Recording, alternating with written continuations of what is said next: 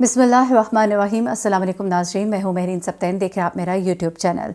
नाज़रीन, आपको याद ही होगा 7 दिन की मासूम बच्ची जो है फ़ातिमा, उसको जिस तरह से उसके वहशी दरिंदे बाप ने कत्ल किया, जिस तरह से उस मासूम बच्ची को ज़मीन पर फेंका, जिस तरह उसके ऊपर गोलियां बरसाई गई, जिस तरह से माँ जो है उससे दूध पीती बच्ची को छीना गया, जिस तरह से उसको कत्ल करने के बाद वो शख्स वहाँ से फ़रार हो गया।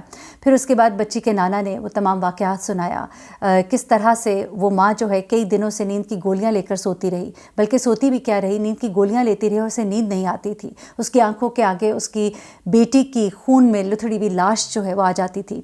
और उसके बाद ये शख्स जो है, ये दरिंदा जो है, ये गिरफ़्तार हुआ।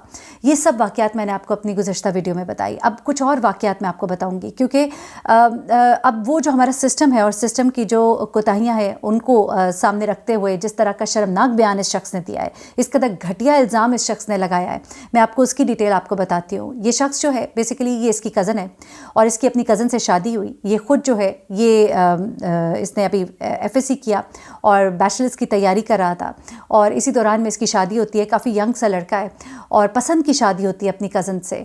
और उसके बाद जब इनके यहाँ बेटी पैदा होती है तो इस बात पे ये शदीद गम और गुस्से में होता है। अच्छा, ये बेटी को पैदा करने के हक़ में नहीं था, लेकिन ये तो अल्लाह की तरफ से होता है। इसको इस बात का भी गम और गुस्सा था, जो मुझे अभी एक फ़ैमिली के शख्स से बात हुई है, उसने ये बात बताई है कि इसको बताया नहीं गया था कि इनके यहाँ बेटी होने वाली है। इसने अपनी बीवी को कहीं बातों में पहले भी कहा था कि मुझे बच्ची नहीं चाहिए, अगर बच्ची है तो इसको ज़ाया करा दे। अब ये जो खबर एक सामने आई है, ये बड़ी एक्सक्लूसिव खबर है जो मैं आपको इस वक्त अपने चैनल पे दे रही हूँ, क्योंकि अभी इस वक्त ये खबर किसी के सामने नहीं आई। मुझे इनके करीबी एक जानने वाले से मेरा राब्ता हो पाया और उनसे मुझे पता लगा है कि इस शख्स को इसकी बीवी ने नहीं बताया था कि उसके यहाँ बेटी होने वाली है।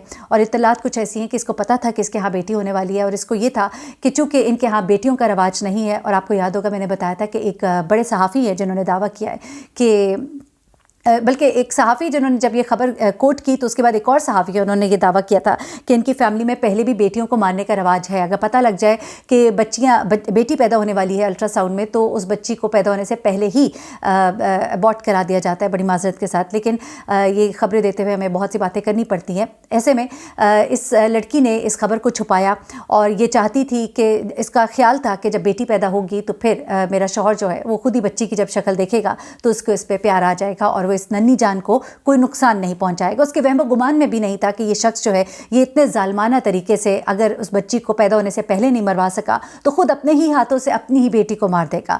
अब हुआ कुछ ऐसे कि जब इस शख्स को इत्तला मिली कि उसके हाथों बेटा नहीं बेटी हुई है तो वो गुस्से में दंदनाता हुआ पहुंचा, क्योंकि कुछ लोगों ने ये सवाल भी किए थे कि ऐसा क्या हुआ, क्या उनको पहले नहीं पता था। बहुत से लोग नहीं पता कराते, लेकिन एक ऐसा शख्स जो हमेशा से बेटी की ख्वाहिश नहीं रखता, वो चाहता है कि उसके यहाँ बेटा हो, तो कैसे हो सकता है कि उसने अल्ट्रासाउंड के बारे में ना पता कराया हो।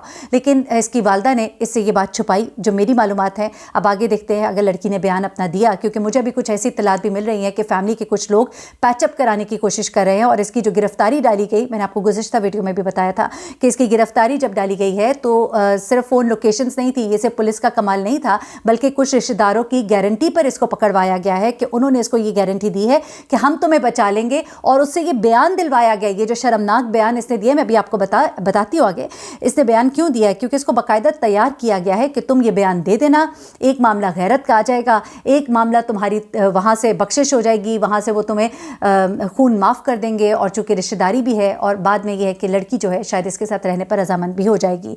ये तमाम बातें जो है इसके साथ वादे वईद किए गए। उसके बाद इस शख्स ने गिरफ्तारी डाली है। हाँ, इसके कॉल रिकॉर्ड को चेक किया गया, हाँ इसके रिश्तेदारों को ट्रेस किया गया, लेकिन इसके रिश्तेदारों में बहुत से लोगों को गिरफ्तार भी किया जा रहा था और सब ने यही इसको कहा कि तुम्हारी वजह से अब लोगों को बहुत तंग किया जाएगा। क्योंकि ऐसा ही होता है, जब कोई मुल्ज़िम गिरफ्तार नहीं हो पा रहा होता तो पुलिस जो है उसके अहले खाना को, उसके घर वालों को गिरफ्तारियां डालनी शुरू करती है, उनसे पूछगिछ शुरू होती है, उनके साथ वो तमाम तरीके इख्तियार किए जाते हैं जो किसी भी मुल्ज़िम के घर वालों से अगर मुल्ज़िम ना पकड़ा जा रहा हो तो पकड़ने के लिए इख्तियार किए जाते हैं। अच्छा, ये सब कुछ हुआ, तब इस मुल्ज़िम ने गिरफ्तारी दी और गिरफ्तारी बाकायदा प्लानिंग के साथ दी गई है। अब उस प्लानिंग का नतीजा ये है कि अब ये मुल्ज़िम जो है इसने जो बयान दिया है वो ज़रा सुनिएगा।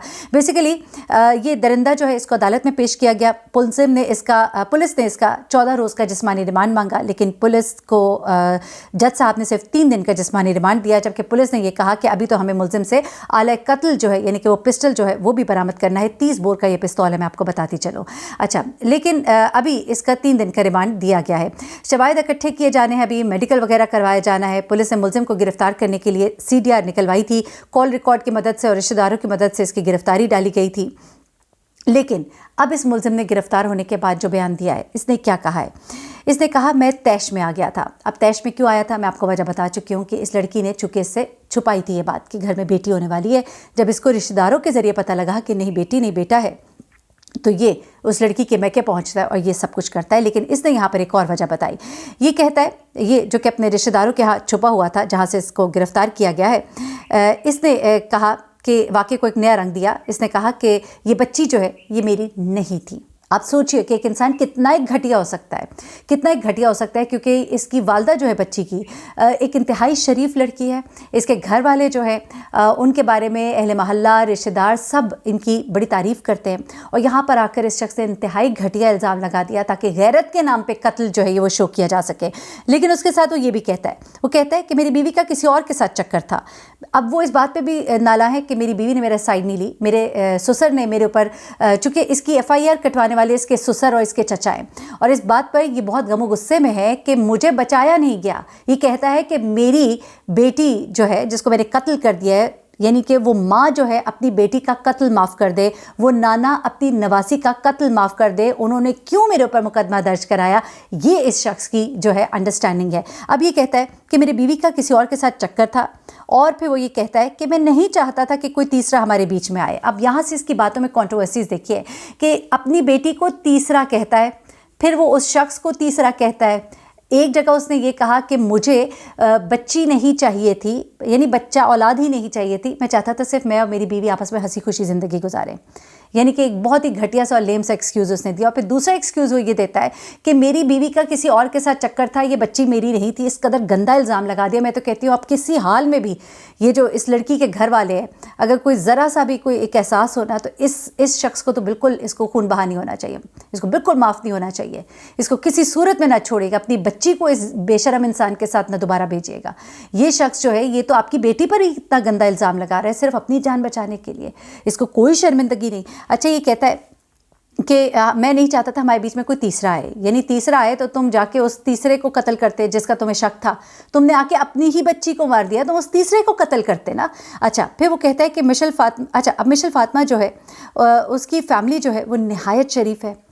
والدہ جو ہے اس بچی کی جس کو کہ اس ظالم شخص نے قتل کیا، یہ بچی اس کی والدہ جو ہے یہ انتہائی باپردہ خاتون ہے، ان کی فیملی تو کہیں باہر بھی نہیں آتی، اور اس کے باوجود اس شخص نے اتنا گھٹیا الزام ان کے اوپر لگایا، اور اس میں اب ان کے رشتہ دار جو ہیں جنہوں نے اس کو پکڑوایا اور جنہوں نے اس کی گارنٹی دی تھی، ان میں سے ایک شخص کا یہ کہنا ہے کہ ہم تو اس کا یہ بیان سن کے سخت شرمندہ ہیں، اور ہم نے جو اگر کوئی اس کا تھوڑا بہت ساتھ بھی دینا تھا تو ہم اب اس کا وہ ساتھ نہیں دیں گے، کیونکہ اس کو پٹیاں پڑھانے والے کوئی اور لوگ ہیں۔ ہم نے تو اس کو صرف یہ تک کہا تھا کہ چلو کوئی معافی تلافی کی کوشش کریں گے، البتہ اس طرح کا بیان دینے کا ہم نے کبھی نہیں کہا تھا، یہ اس کی اپنی ذہن کی اختراع ہے، یا اس کو کسی اور نے گائیڈ کیا ہے، یا جو بھی اس کا وکیل وغیرہ اس کے والدین رکھنے کی کوشش کر رہے ہیں انہوں نے گائیڈ کیا ہے۔ جاتے جاتے آخر میں آپ کو بڑی افسوسناک خبر یہ بھی بتاؤں کہ یوٹیوب پر بہت سی تصاویر لگا کر دکھایا جا رہا ہے کہ جنت کی والدہ جو ہیں ان کا انتقال ہو گیا ہے۔ بڑی افسوس کی بات ہے، ہاں وہ بہت بیمار ہے، بہت پریشان ہے، بہت دکھی ہے، ٹراما میں ہے، نیند کی گولیوں پر ہے، لیکن طبیعت ضرور خراب ہے، لیکن ایسی کوئی بات نہیں ہے۔ تو خدا کے لیے ایسی جھوٹی من گھڑت خبریں دیکھ کر اپنے چینل کو اٹھانے کی کوشش نہ کریں، کیونکہ جب سچی خبر پتہ لگتی ہے تو پھر آپ کا چینل جو ہے زیادہ دیر تک نہیں چل پاتا۔ کوشش کریں مستند خبر دیں، صحیح خبر دیں، ذرائع سے خبر دیں، اور کوشش کریں کہ اس میں اپنی لگی لپٹی نہ لگائیں۔ مجھے مہرین سبطین کو اجازت دیجیے گا۔ اللہ تعالیٰ انصاف کرے، اس خاندان کو انصاف ملے، اور اس ظالم شخص کو اختتام تک پہنچتا ہم دیکھیں۔ ظلم کرنے والوں کو ضرور حساب دینا ہوگا۔ مجھے اجازت دیجیے گا۔ اللہ حافظ۔